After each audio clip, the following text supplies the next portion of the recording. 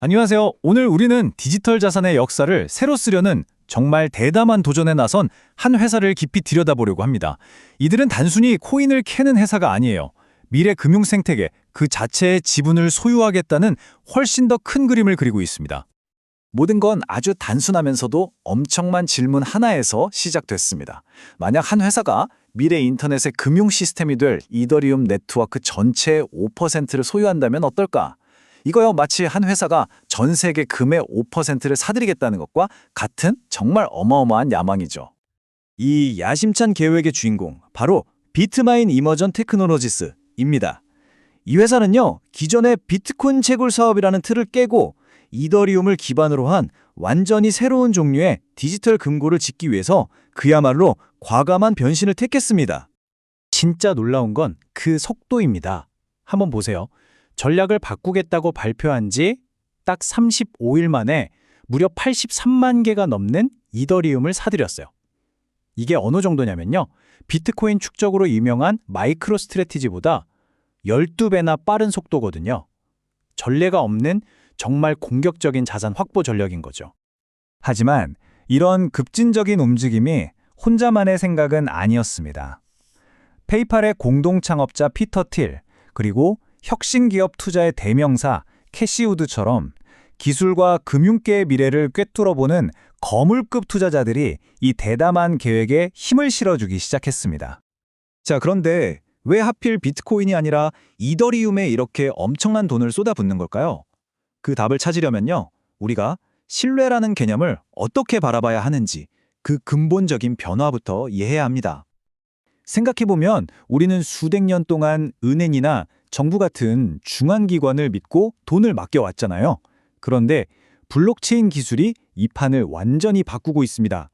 더 이상 특정 주체를 믿는 게 아니라 투명하게 공개되고 누구나 검증할 수 있는 코드 그 자체를 신뢰하는 새로운 시대가 열린 거죠.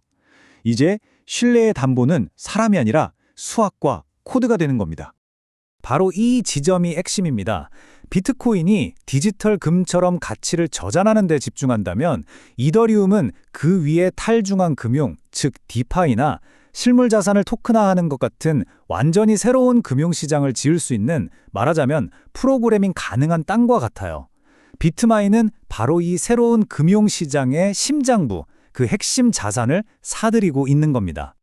이 엄청난 기회를 잡기 위해서 비트마인은 아주 독특한 이중구조의 비즈니스 모델을 만들었습니다.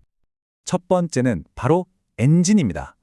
컴퓨터 부품을 특수한 용액에 푹 담가서 열을 식히는 이 첨단 침지식 냉각 기술을 쓰는 건데요. 이걸로 에너지 효율을 극대화해서 안정적인 현금 흐름을 만들어내는 동시에 블록체인이라는 디지털 신뢰를 유지하는 아주 중요한 물리적 인프라 역할을 하는 거죠. 그리고 두 번째가 바로 자산입니다. 이게 바로 이더리움 트레저리 전략인데요. 채굴로 번 돈과 투자금을 현금으로 두는 게 아니라 미래 가치가 훨씬 더 클 거라고 믿는 이더리움으로 바꿔서 보관하는 겁니다. 그러니까 이건 디지털 경제의 성장에 대한 확신의 바탕으로 미래의 가치를 저장하는 거대한 금고가 되는 셈이죠. 이 두 가지, 엔진과 자산은 서로를 계속해서 강화시키는 강력한 선수단 구조, 일종의 플라이휠을 만들어냅니다. 자, 1단계에서 고효율 채굴로 돈을 벌고요. 2단계에서는 이 비전을 보고 모여든 투자자들에게서 자본을 끌어옵니다. 그리고 3단계에서 이 모든 자본으로 핵심 자산인 이더리움을 공격적으로 사들이고, 나중에는 4단계로 이더리움을 예치, 즉 스테이킹해서 추가 수익까지 만들어내는 완벽한 구조인 겁니다. 바로 이 혁신적인 모델 때문에 피터 틸이나 캐시 우드 같은 거물들이 움직인 겁니다. 그들은 단순히 암호화폐를 캐는 회사에 투자하는 게 아니에요. 미래 금융의 청사진을 그리는 이 거대한 전략적 비전, 거기에 투자하고 있는 거죠. 회사 지분의 9.1%나 확보한 피터 틸에게 이건 단순한 투자가 아닙니다. 미래 금융 인프라의 핵심을 직접 통제하겠다는 전략적인 움직임이죠. 어쩌면 이건 정부의 통제를 벗어난 새로운 금융 시스템을 만들고 싶었던 그의 페이팔 시절, 그 미완의 꿈을 실현하려는 시도일지도 모릅니다. 캐시우드의 아크 인베스트는 비트마인을 하나의 상징적인 사건으로 보고 있습니다. 과거의 마이크로 스트래티지가 비트코인을 기업의 공식적인 준비 자산으로 만들었던 것처럼 이제 비트마인이 이더리움을 기관 투자자들이 인정하는 합법적인 기업 자산으로 만드는 그 중요한 순간을 열었다는 겁니다. 그리고 이 대담한 전황을 현장에서 이끌고 있는 톰리 의장의 생각은 아주 명확합니다. 그는 이더리움이 지금 극도로 저평가되어 있고 월스트리트가 결국 받아들일 수밖에 없는 핵심 플랫폼이기 때문에 앞으로 어마어마한 성장 잠재력을 가지고 있다고 확신하고 있습니다. 자, 그렇다면 이 거대한 비전이 우리 같은 투자자에게는 대체 어떤 의미일까요? 비트마인 주식을 사는 건 그냥 이더리움을 직접 사는 것과 어떻게 다를까요? 재무제표를 한번 보면 아주 흥미로운데요. 지금 당장 순이익은 마이너스입니다. 하지만 이게 회사가 어렵다는 뜻이 절대 아니에요. 오히려 벌어들이는 모든 자원을 미래의 핵심 자산, 즉 이더리움을 쌓는 데 쏟아붓고 있다는 전형적인 성장주의 전략을 보여주는 거죠.